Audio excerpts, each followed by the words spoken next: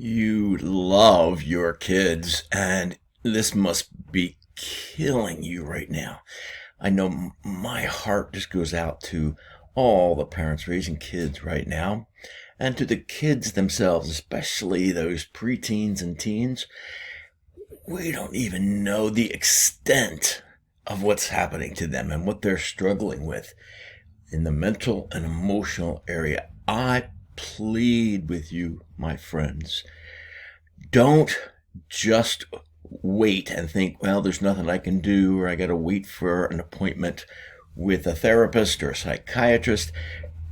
Don't wait. There are things that you can do to strengthen the frontal lobe of the brain of your child.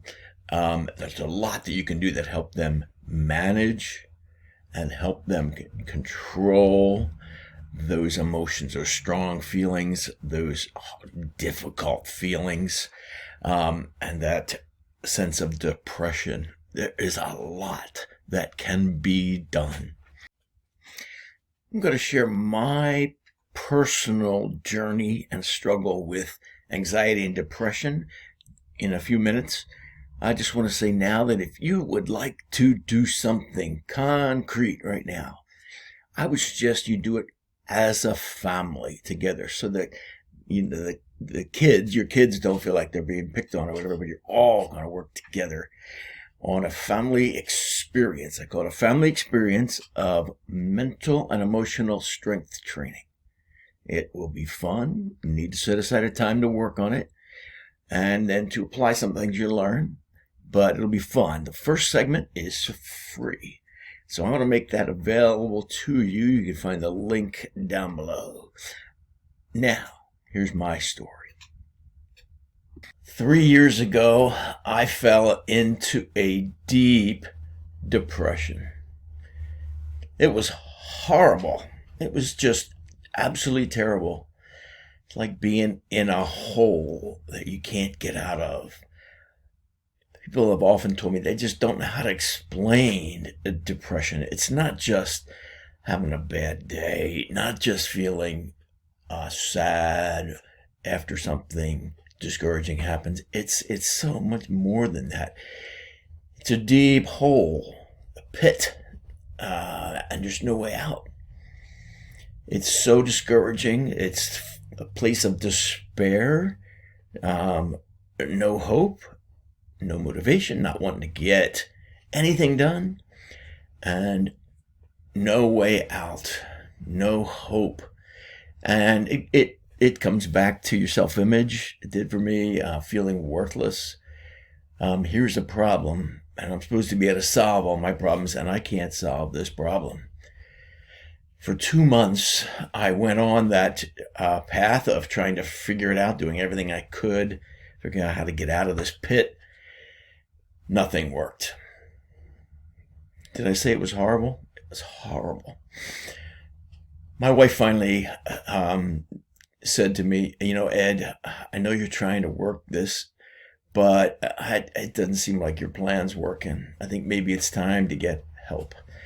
Wonderful thing for a guy to hear. I need help. I can't solve this on my own. But she was right. I had to make a decision at that point. Was I just going to keep going and keep struggling in this pit, or was I going to try to get out? So I sought help. It was a slow process, working with my psychiatrist on medication, the right dose, the right kind of medication, slow, long process, seeing a therapist, talking through some of my personal underlying issues, causing me to have some, what my therapist called some automatic thinking, subconscious things that I think about the world, and I don't even process them on the surface. My brain has developed those thoughts. I also did some research during this slow process of plugging along, and in fact, I did a lot of research. I said, this is the time, okay, while I'm here, I'm not going to be able to accomplish too much else. I'm going to try to learn about depression, anxiety. And then I discovered the problem of suicide. how many people were choosing to deal with the pain of depression and anxiety by ending their life. Terrible, huge problem I discovered, and it's especially difficult and overwhelming for young people to know what to do with these feelings. Huge problem, disaster unfolding. Of course, we know now, having been in this pandemic, that it's even worse. The isolation, lack of human contact, lack of time with friends, lack of time doing exercise, outdoor activities, all these things are just causing young people to struggle emotionally. But we still tend to wait till we get sick and then we go deal with the problem. Wait till we get sick and deal with the problem.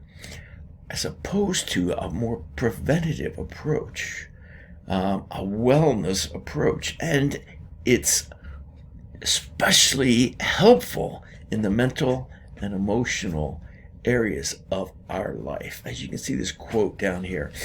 Our mental and emotional muscles need to be exercised just like the physical ones. They don't just happen. We don't have to just respond to the crises and the outbursts and the emotional and mental sickness that we find ourselves in. We can do a lot of things to prevent those things from happening.